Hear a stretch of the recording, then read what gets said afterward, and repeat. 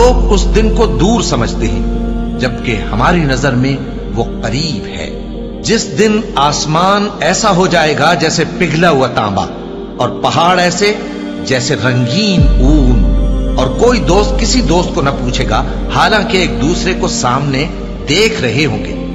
اس روز گناہگار چاہے گا کہ کسی طرح اس دن کے عذاب کے بدلے میں سب کچھ دے دے، یعنی اپنے بیٹے اور اپنی بیوی اور اپنے بھائی اور اپنا خاندان جس میں وہ رہتا تھا، اور جتنے آدمی زمین پر ہیں غرض سب کو دے ڈالے، پھر اپنے آپ کو عذاب سے چھڑا لے۔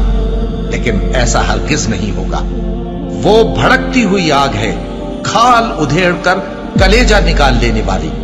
وہ ان لوگوں کو اپنی طرف بلائے گی جنہوں نے دین حق سے اعراض کیا اور منہ پھیر لیا اور مال جمع کیا پھر سینت سینت کر رکھا۔